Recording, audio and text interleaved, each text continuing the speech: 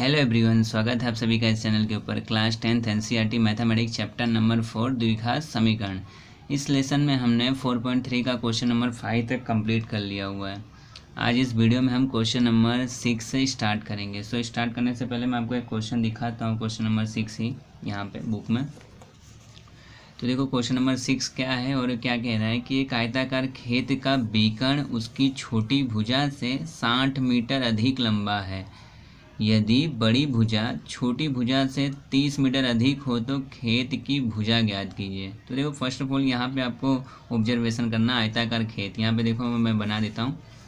Question का जब answer लिखो ना तो जितने भी मैथ्स के क्वेश्चन हो ना तो उसमें जितना पॉसिबल हो उसमें आप डायग्राम बनाने की कोशिश करना। यहाँ पे मैं इसका डायग्राम बनाता हूँ।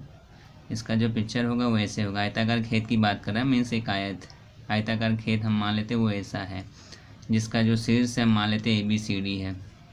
अब कह रहा है कि इसका बीकण मैं मान लेता हूँ ये है AC। ये क्या है? इसका बीकण है। इसका बीकण इसकी छोटी भुजा से 60 अधिक है। अब देखो ये भी भुजा छोटी हो सकती है, ये भी भुजा छोटी हो सकती है। कोई भी भुजा, दोनों में से कोई एक भुजा क्या होगा? छोटा होगा। अब दोनों में से कौन सा होगा यहाँ पे फिक्स नहीं है। तो यहाँ पे हम क्या कर लेते हैं, मान लेते हैं। जब भी ऐसा क्वेश्चन आए ना कि ये इसका इतना अधिक है, ये इसका इतना गुना है, तो ऐसे क्वेश्चन में हमेशा मान लेने का, दोनों में से किसी एक को हम मान लेंगे। तो यहाँ पे मैं मान लेता हूँ कि माना कि आंसर में हमें लिखना है, माना कि आयताकार खेत की सबसे छोटी भुजा हम मान लेते हैं BC बराबर कितना मान लेते हैं? हम मान लेते हैं x मीटर है। BC बराबर कितना है? x मीटर है।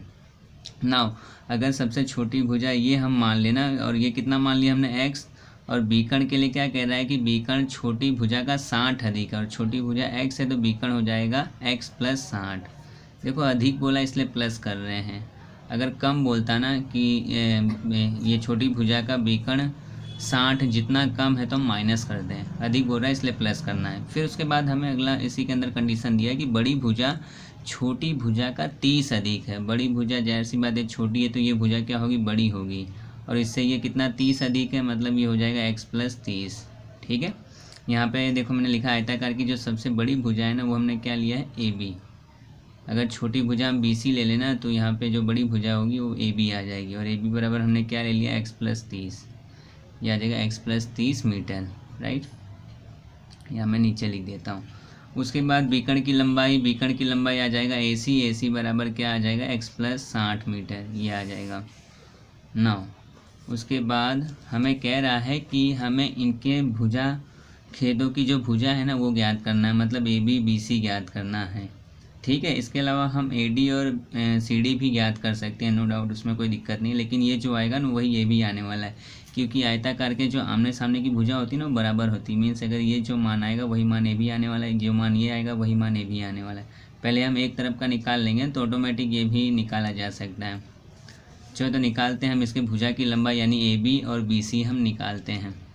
हम इसको निकालने के लिए हमें त्रिभुज ABC में देखेंगे। त्रिभुज ABC में ध्यान से देखो ना तो यहाँ पे जो कोण B है वो 90 डिग्री का है। क्यों भाई? क्यों 90 का है? क्योंकि देखो ये क्योंकि का सिंबल है, क्योंकि आयत का प्रत्येक कोण 90 का होता है। आयत का प्रत्येक कोण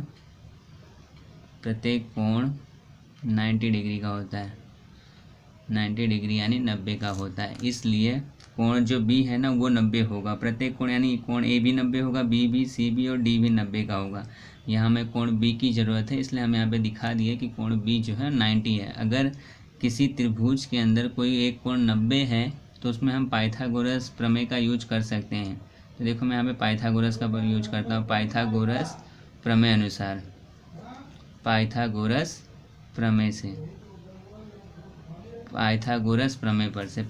प्रमेय अब क्या कहता है कि 90 के सामने की जो भुजा होगी ना उसका स्क्वायर बराबर होगा बाकी की दो भुजा कौन सी बच रही है? एक तो AB बच रहा है और दूसरा BC ना, इसकी वर्ग के बराबर होगा। AB + BC का होल स्क्वायर इसके के बराबर होगा, राइट।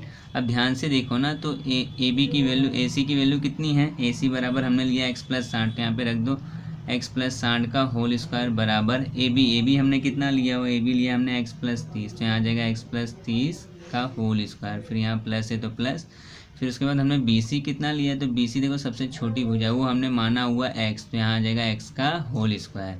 नाउ नेक्स्ट अब इसको सोल्व करते हैं। इसका स्क्वायर करोगे ना तो ये आएगा ए प्लस बी का होल स्क्वायर वाला फॉर्मूला। क्या होता है ए प्लस बी के होल स्क्वायर का जो फॉर्मूला होता है ना वो होता है ए का स्क्वायर मतलब एक्स का स्क्वायर प्लस 2ab, 2a यानी एक्स, बी यानी 60, फिर प्लस बी का स्क्वायर मतलब 60 का स्क्वायर बराबर होगा।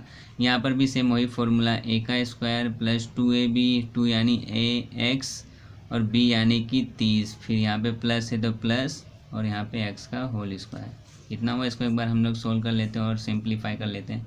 एक्स स्क्वायर प्लस 2 का मल्टीपल 60 में करोगे तो ये हो जाएगा 120 एक्स, फिर प्लस 60 का स्क्वायर करें तो ये आएगा 3600 बराबर ये एक्स स्क्वायर यहाँ पे, फिर ये 2 का गुणा हम 30 में करें तो ये आ जाएगा 60 एक्स, फिर प्लस एक्स का होल स्क्वायर। इतना हुआ ना। उसके बाद देखो एक्स स्क्वायर और बराबर किस तरफ भी एक्स स्क्वायर, और दोनों का जो निशान है ना प्लस प्लस सेम है तो देखो कट जाएगा आपस में, ठीक है। इसके अलावा अगर हम इसको इस तरफ भी ले जाए ना तो ये इधर आएगा तो माइनस हो जाएगा और ये प्लस माइनस होकर भी कट जाएगा, और बराबर में अगर सेम सिम बोल रहे हैं तो फिर भी ये कट जाएगा ना। आगे चलते हैं अब हम।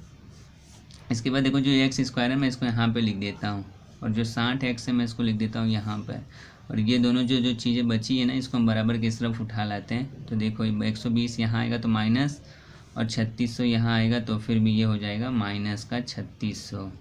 और देखो एक चीज़ हमने और क्या नहीं लिखा यहाँ पे, देखो यहाँ पे हमने 30 का स्क्वायर नहीं किया था, डायरेक्टली हमने एक्स स्क्वायर लिख दिया ना। 30 का स्क्वायर यानी बी का स्क्वायर, तो यहाँ मैं 30 का स्क्वायर कर देता हूँ। 30 का स्क्वायर हो जाएगा कितना 900, तो यहाँ पे एक चीज़ और बच जाएगा 900, ठीक है। अब देखो ये वाली दोनों चीज़ें हम बराबर किस तरफ ले आए, यहाँ कुछ नहीं बचा मतलब यहाँ आ गया 0। अब एक्स स्क्वायर को मैं यहाँ लिख देता हूँ और बराबर वाले 0 को हम उस तरफ ले चलते हैं, लेकिन उससे पहले देखो यहाँ बीच में जो माइनस हो रहा है उसे माइनस कर देते हैं। माइनस क्या क्या हो रहा है, तो यहाँ 120 में से 60 माइनस होगा तो ये आ जाएगा 60 एक्स, और बड़ी संख्या माइनस में इसलिए ये आ जाएगा माइनस में। फिर देखो 3600 में से 900 माइनस करोगे तो ये आएगा माइनस का 2700। 3600 में से 900 माइनस हो तो 2700, बड़ी संख्या माइनस में इसलिए भी आंसर माइनस में आएगा। और ये जो बराबर का 0 इस तरफ है ना इसको हम ले लेते हैं यहाँ पे राइट साइड में, ओके। अब इसका हम फैक्टर कर देते हैं। अब ये द्विघात समीकरण में कन्वर्ट हो गया। अब इसका हम फैक्टर कर देते हैं, गुणनखंड की विधि से हल कर देते हैं। इसका गुणा पे इसके साथ करोगे 1 के साथ तो ये आएगा 2700। अब 2700 का 2 ऐसा फैक्टर करना है कि जिसको घटाने पर क्या आए 60 आ जाए, तो ऐसा है 90 गुणे 30 ऐसा फैक्टर है, ठीक है। अब इसको हम सेट करते हैं एक्स स्क्वायर, फिर जो बड़ी संख्या उसको पहले लिखा जाता है, छोटी संख्या को बाद में। उसके बाद माइनस का 2700 बराबर का 0। उसका देखो इसमें जो पेयर बनेगा ना उसका पेयर बना लेते हैं हम। अगले वाले स्टेप में क्या किया जाता है, पेयर बनाया जाता है। अब इस पेयर में क्या कॉमन है, यहाँ ध्यान से देखो ना तो x कॉमन है, x माइनस 90 आ जाएगा यहाँ पे। यहाँ पे क्या कॉमन है, यहाँ पे देखो क्या कॉमन है, यहाँ पे ध्यान से देखो तो 30 कॉमन है, यहाँ बचेगा x, यहाँ माइनस है तो माइनस, और यहाँ पे 2700 है ना तो 2700 में से हमने 30 तो कॉमन निकाल लिया, यहाँ बचेगा 90 राइट बराबर का 0। एक बात और, अगर यहाँ पे प्लस है ना तो उसका कोई टेंशन नहीं, अगर यहाँ माइनस होता तो माइनस अगर कॉमन हम निकालें तो माइनस का यहाँ प्लस हो जाता है, लेकिन अगर प्लस रहे यहाँ पे तो प्लस से कोई भी फ़र्क नहीं पड़ता है, ठीक है। उसके बाद now x minus 90, x minus 90 both side common, so इसको हम बाहर ले लेंगे, x माइनस 90 आ जाएगा बाहर, और इसकी जगह पे बचेगा क्या x, और यहाँ पे बच जाएगा प्लस का 30 बराबर 0, इतना आ जाएगा, ठीक है। अब दोनों को हम अलग अलग 0 के बराबर ले लेते हैं, x माइनस 90 बराबर 0 और यहाँ पे आ जाएगा x प्लस 30 बराबर 0, दोनों को हम अलग अलग ले लेते हैं। अब देखो यहाँ पे x बराबर आ जाएगा प्लस का 90 और यहाँ x बराबर आ जाएगा माइनस का 30।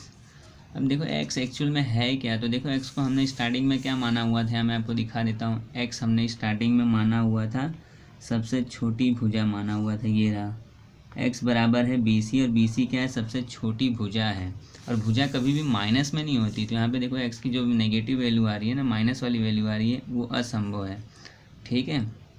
ये कभी भी एग्जिस्ट नहीं करेगी, भुजा का मान कभी माइनस में नहीं होता, इसलिए हम x बराबर यहाँ पे क्या मानेंगे 90, यानी कि जो सबसे छोटी भुजा होगी, छोटी भुजा वो कितनी आ जाएगी 90, BC बराबर आ जाएगा 90।